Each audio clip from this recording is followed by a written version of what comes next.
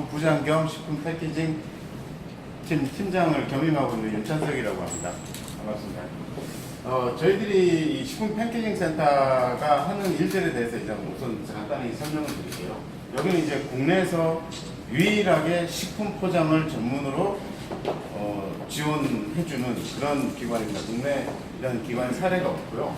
그 다음에 저희들이 하는 일은 크게 세 가지로 구분이 됩니다. 첫 번째는 식품 내용물이 소비자들한테 안전하게 전달되는 과정에 있어서 어떤 클레임이나 혹은 어떤 위생 안전성에 어떤 문제가 없도록 이제 그 포장재 재질 자체를 이제 설계를 해주고 용기 자체도 설계를 하고 디자인까지 지원을 해주는 그런 역할이 하나가 있고요. 두 번째로는 이제 저희들이 수출 지향형 산업단지다 보니까 이 수출을 할 때 이 포장재 자체 잘 아시는 것처럼 뭐 환경 호르몬이나 발암 물질이나 이런 것들이 들어있을 수 있어요. 그게 이제 수출할 때 저쪽 수출 대상국의 법규가 굉장히 강하기 때문에 그것 때문에 이제 슈백이 돼서 이제 돌아오는 경우가 있어요. 이제 그런 부분들이 생기지 않도록 사전에 검증을 하고 성적서를 발급을 해서 이제 그쪽 그 관계 기관에다 제출을 하게 되면 이제 수출을 무난히 할 수 있는 부분이 있고요.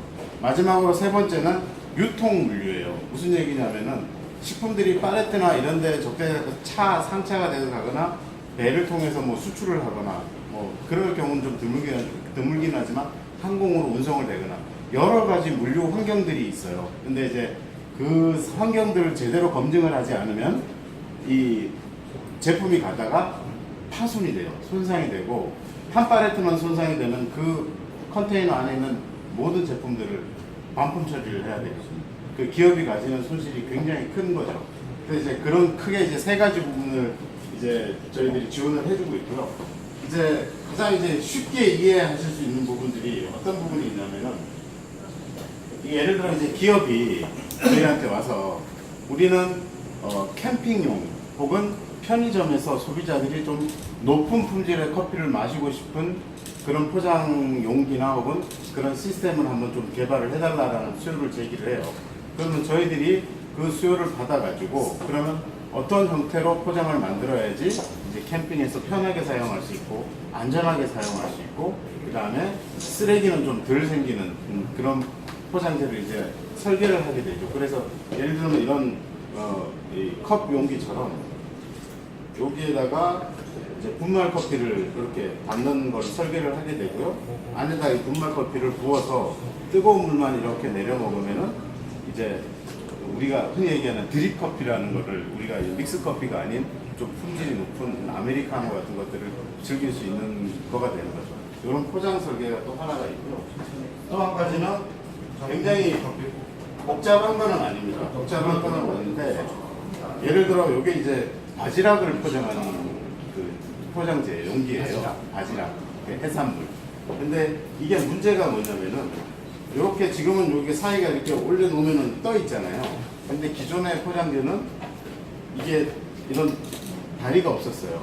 붙어 있는 거죠. 그러니까 어떤 현상이 발생하냐면은 냉장고에 냉이 밑이나 위로 균일하게 들어가야 되는데 못 들어가니까 무슨 얘기냐면 색깔이 변한다거나 유통기한이 짧아져 버리는 거예요. 그래서 기업이 가지는 손실이 굉장히 큰데 굉장히 간단한 거거든요. 그러니까 다리를 만들어서 들어 올리면 되는 거예요. 그래서 요거를 시제품까지 제작을 해서 요거는 특허까지 출원한 사례가 되는 거죠. 이런 식으로 이제 기업들한테 지원을 해주는 겁니다. 예. 그래서 환경을 생각하거나 이랬을 때 적극적인 관계는 외국 수파이나 기업의 수요에 의해서 개발을 하게 되는 거죠. 그 보시는 여기 이 시설은 아까 제가 말씀드린 게 수출 지향형 저희 클러스터다 보니까 그 포장재 자체가 굉장히 안전하다는 것을 수출 대상국에 입증을 해줘야 돼요. 그래서 그런 발암 물질이나 우리 잘 아시는 비스페놀 A 같은 그 유해 물질들 그게 이제 포장재 안에 다 들어있을 수 있거든요. 근데 우리나라 법규가 굉장히 좀 허술해요. 해외 법규에 비해서. 그래서 서로 간에 동등성 입증이 안 돼요.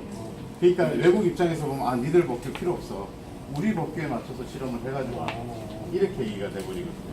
이제 그런 것들을 이제 국내에서는 공식적으로 해주기가 어려워요. 근데 저희들이 이제 그런 역할도 지금 하고 있고요. 보시는 장비들은 그래서 여기는 어떤 장소냐면은 이 포장재 자체가 내용물에 맞게 포장이 돼야 돼요. 무슨 얘기냐면은 내용물 자체가 예를 들어 우리가 냉동식품이라 그러면은 냉동을 하게 되면 이 뭔가 이 내용물에 어떤 결정이 생기고 각이 생기고 이렇게 되잖아요. 그렇게 되면은 포장재를 얇게 혹은 제대로 설계를 못하면은 뚫려버려요. 그냥 푹푹푹 뚫려버려요. 그러면은 냉동이라도 이제 그 내용물이 마르는 현상 혹은 이 상온 유통될 때는 곰팡이가 쓴다거나 아니면은 그 다 클레임의 요인이 되는 거죠. 그리고 이 포장재 자체가 보시기에는 이렇게 단겹으로 보이시지만 이게 보통 최대 한 5겹에서 6겹까지도 이제 설계가 되거든요.